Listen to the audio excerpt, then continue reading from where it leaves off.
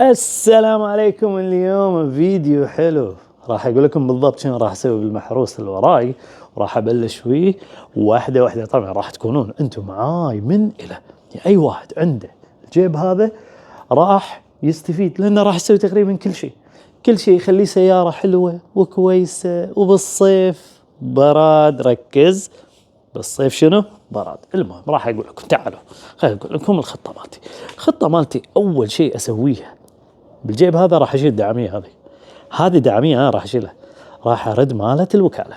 خلاص انسى زمن الدكوره وكذي، وهذا ايام اول، هذا خلاص انتهوا. الحين ما تشي الرفعات وهذا، ما لا، الحين تخلي السياره شكلها مرتب وتوديك وتجيبك وحق الاستعمال اوكي. يعني انا شنو قاعد ادور، خايف ادعم كنغر باستراليا.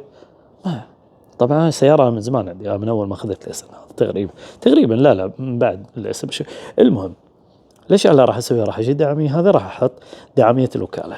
الشغلة الثانية، الشبك هذا راح أغيره، راح أحط شبك فتحاته أكبر. لما تصير الفتحات أكبر راح يزيد التبريد على الراديتر أكثر، لما يزيد التبريد للحرارة. غير عن كذي دعمية مالت الوكالة فيها مثل فتحات تحت، ما أدري ليش هم مسكرينهم، راح أبطلهم، راح يدش الهواء أكثر. لا يجي واحد ويسوي نفسه مهندس وراح يقول يوم مال الوكالة مسكرينهم. لا، هم مسكرينهم حق الدول الباردة حيل عشان لا يصير تجمد بس. أوكي، وصلت الفكرة؟ انزين. الشغلة الثانية، مجمع السكان راح أغيره، راح أحط نوعا ما سبورت. السبورت هذا يعمر ويعمه. انت اذا تبي تستخدم السياره وتخليها هاي سياره اضافيه موجوده طول الوقت، ركب ذاك وهافي ديوتي وانسى مدى الحياه. اوكي. غير عن كذي، اذا انتم تحتاجون في نوعيه سفايف، انا راح اركبهم، بس ممكن ما اركبهم لان السفايف اللي عندي اوكي. انزين. الشغله الثانيه عندكم داخل السياره راح اركب عوازل. عرفت العوازل اللي يحطونهم حق الصوت؟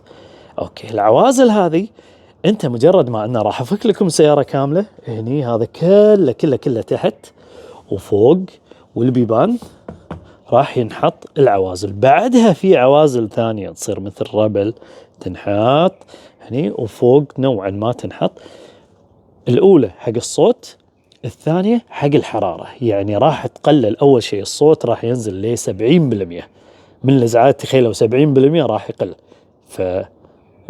مهدي بروحك، تبي تشغل قرآن، تبي شغلات كيفك، انت كيفك، ما حد تبي تسولف بالتليفون، في حد داق عليك وهذا كيفك، فيديو كام كيفك، هذا ما شنو. المهم، الشغلة الثانية الحرارة، راح يعني هذه أهم شيء بهالسيارة هذه. الحرارة راح تقل بنسبة 50% من حرارة الشمس. انتم متخيلين؟ 50%.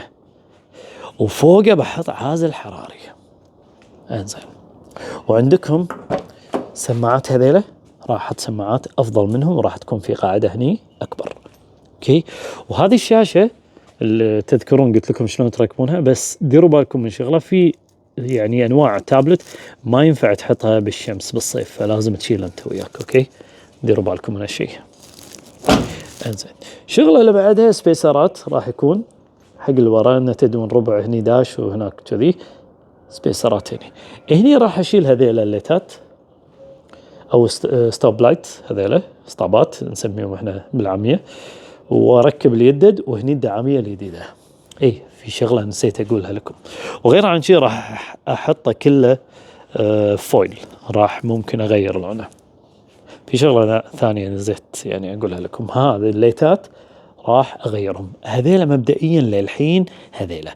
وغير عن كذي المعاونات راح اركب معاونات نوعا ما تتحكم فيهم داخل، يرفعه وينزله.